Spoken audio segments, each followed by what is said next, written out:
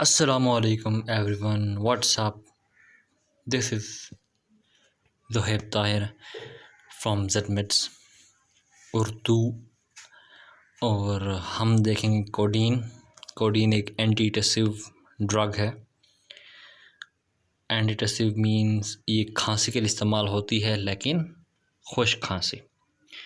अगर खुश्क खांसी नहीं है और साथ में बलगम म्यूकस सिक्रीशन हो रही है, जिसको हम प्रोडक्टिव कफ कहते हैं, तो उसमें हम एक्सपेक्टोरेंट्स देते हैं। ठीक है, वो बाद में डिस्कस करेंगे। कोडीन को फ़िलहाल देखते हैं। तो इंट्रोडक्शन हम देखते हैं। इंट्रोडक्शन में ये है कि नेचुरली अकरिंग ओपियोइड है। ये नेचुरली अकरिंग ओपियोइड का मतलब ये है कि हमारे पास एक प्लांट होता है ओपियम का, जिसको हम उर्दू में अफ़ीम कहते हैं। पेपावर सोमनीफेरम इसका साइंटिफिक नेम है। तो उससे हम हासिल करते हैं मॉर्फिन, और कोडीन भी उसी का एक डेरिवेटिव है। ठीक है, फिर उसके बाद ये इसकी दूसरी जो बात है, प्रॉपर्टी है, वो ये है कि ये वीक एनर्जेटिक है, लेकिन ये स्ट्रॉन्ग एंटीटसिव है। ठीक है, तो अगर हम इसको मॉर्फिन के साथ कंपेयर करें तो मॉर्फिन पोस्ट ऑपरेटिव पेन में आप देते हैं ताकि पेन रिड्यूस हो जाए, तो इतना वो पोटेंट एनाल्जेसिक है मॉर्फिन।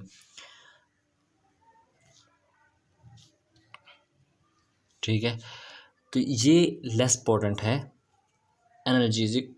ठीक है, लेकिन ये सिलेक्टिव है फॉर कॉफ। थेराप्यूटिक एक्शंस की बात करते हैं तो ये स्टैंडर्ड एंटीटसिव है। इसके बाद इसका एक और डेरिवेटिव है फाल्कोडिन, वो आया। तो और इसके बाद डेक्स्ट्रोमेथोर्फान है। तो ये नारकोटिक है। फाल्कोडिन इससे कम नारकोटिक है और डेक्स्ट्रोमेथोर्फान नॉन नारकोटिक है। ठीक है, ये तीन मेजर ड्रग्स हैं जो हम यूज़ करते हैं कॉफ के लिए। माइल्ड एनाल्जेसिक है, जैसे कि बता दिया, और माइल्ड एंटी डायरियल भी है।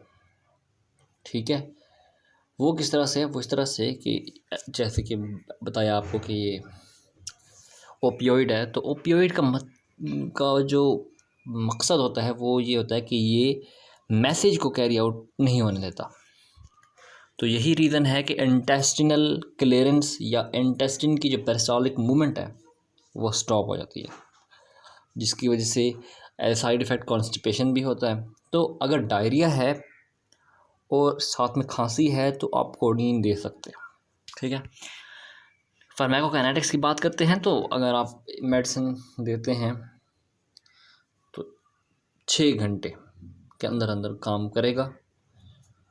ठीक है, और उसके बाद इसकी जो एक्टिविटी है, एंटीटसिव एक्शन इसका जो है वो नैलोक्सोन इसको ख़त्म कर देता है। मतलब बाइंड किया इसने रिसेप्टर पर, और उस रिसेप्टर को, जो stretch receptor in the throat, centre में, ठीक है, सेंट्रल नर्वस सिस्टम में जो कॉफ सेंटर है उस पे जो रिसेप्टर है, एनेस्थीसिया का काम वहाँ पे करेगा।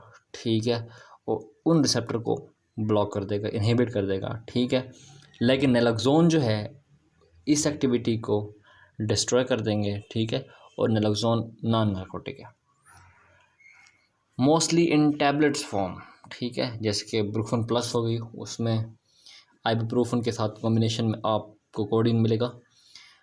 फिर ये CYP2D6 या cytochrome P450 2D6 iso enzyme use होता है, जो कोडीन को कन्वर्ट करता है मॉर्फिन में, और फिर आगे एंटीटसिव एक्शन परफॉर्म होता है और माइल्ड एनाल्जेसिक इफेक्ट भी प्रोड्यूस होता है।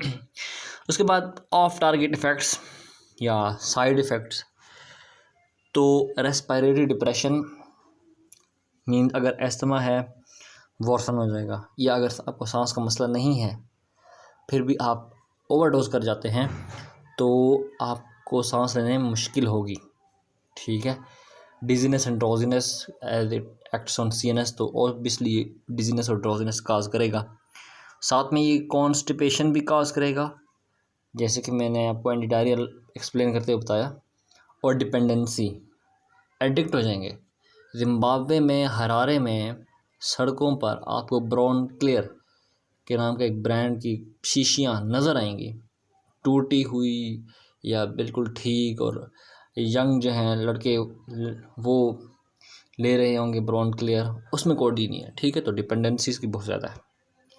कॉन्ट्रा इंडिकेशन अस्थमा में आप इसको यूज़ ना करें, और चिल्ड्रन अगर इसको यूज़ ना करें तो बेहतर है, क्योंकि चिल्ड्रन आपको पता है कि सीनस भी इतना वेल डेवलप्ड नहीं होता, और वहाँ पे डिजीनेस ड्रोजीनेस काज कर सकता है, बॉवल मूवमेंट्स भी इतनी स्ट्रॉन्ग नहीं होती, ठीक है। तो कॉन्स्टिपेशन और फिर क्रोनिक कॉन्स्टिपेशन भी काज कर सकता है। तो चिल्ड्रन में यूज़ ना करें, और अगर आप एस्थमेटिक हैं तो आप यूज़ ना करें। डोज इसकी फोकॉफ लो डोज देंगे 10 मिलीग्राम टू 20 मिलीग्राम। क्यों? क्योंकि ये एक पोर्टेंट कॉफ सप्रेसर है। लेकिन एनाल्जेसिक प्रॉपर्टी की बात करें तो एनाल्जेसिक प्रॉपर्टी इसकी वीक है, जिसकी वजह से हम ज़्यादा डोज देंगे 30 मिलीग्राम टू 60 मिलीग्राम, लेकिन इससे ज़्यादा नहीं देना।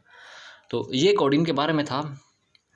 तो नेक्स्ट हम किसी दूसरे ड्रग के बारे में बात करेंगे। तब तक के लिए अल्लाह हाफिज़।